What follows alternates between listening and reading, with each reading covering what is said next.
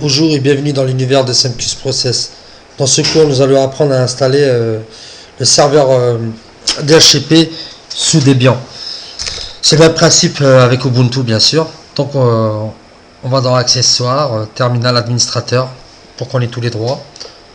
Donc, au départ, j'ai dû installer deux lignes. Je vais vous faire voir ces petites lignes qui permettent de... Si on n'arrive pas à télécharger certains logiciels, en fait, il y a deux lignes à rajouter dans les sources listes. Je vous montre. CD / etc / apt. J'édite source liste point liste.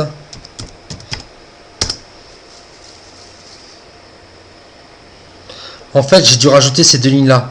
En fait, il va aller chercher des paquets dans ce serveur FTP aux USA, quoi, en fait. S'il nous manque des paquets, bah, en fait, c'est deux lignes à rajouter. Voilà. Donc, je referme. Ces lignes-là, je les ai à rajouter. Ensuite, je fais CD pour revenir à la normalité. Donc, maintenant, je vais installer mon serveur DHCP. Donc, je fais comme d'habitude apt-get install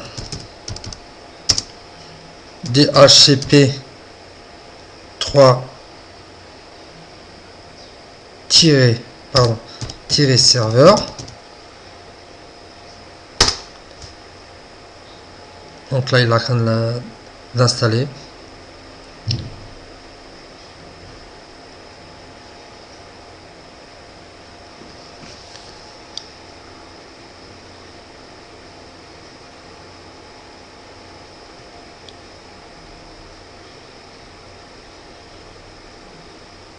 D'accord. Donc il nous parle du dhcp.conf, c'est là où on va configurer les étendues. Donc il nous met une mise en garde en fait.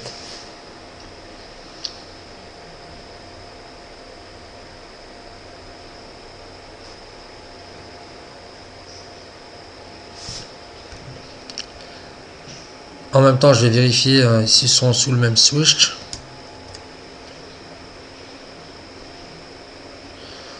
Donc là, ils sont sous le VMnet 0.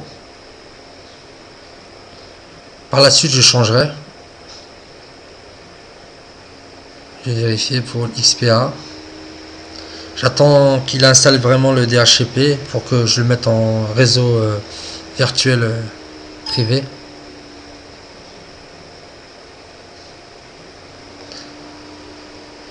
Ok, je fais update.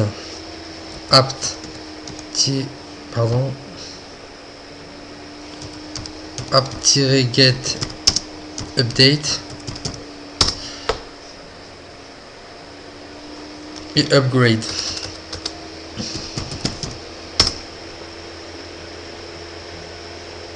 Voilà. En fait, en général, on copie par défaut le fichier sous un autre fichier pour éviter qu'on se trompe en fait. Mais bon, moi je vais éditer directement le dossier dhcp3-serveur. Je vais rajouter un élément. Donc je fais j'édite /etc /default dhcp3-serveur. Voilà, en fait ici, comme mon interface elle est nommée ETH0, bah, je vais rajouter ETH0 et que je vais enregistrer. Comme ça, il sait directement où il faut y aller, quoi, en fait. Voilà, j'enregistre. Voilà, je peux quitter cette page. Donc, je recontinue les manœuvres. Donc, je repars sur... Maintenant, je vais modifier, je vais rajouter des éléments sur le dossier dhcpd.conf. Donc, je retape j'édite pour éditer. /etc /dhcp 3 /dhcp3 dhcpd.conf. Je tape entrée. En fait ici voilà, c'est comme si on avait les caractéristiques réseau en fait. Ici en fait je vais modifier certains paramètres. Donc là comme vous voyez bien il y a tous les détails. On peut fixer des adresses IP, de multitudes de choses en fait. Donc moi pour ma part je vais définir un intervalle.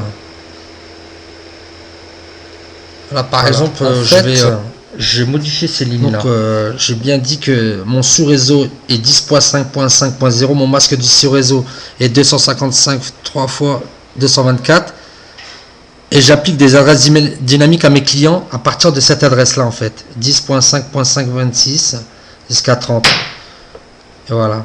Ensuite j'ai enregistré et je regarde mon client si cette adresse lui a bien été attribuée en fait. Donc mon client DHCP il est là.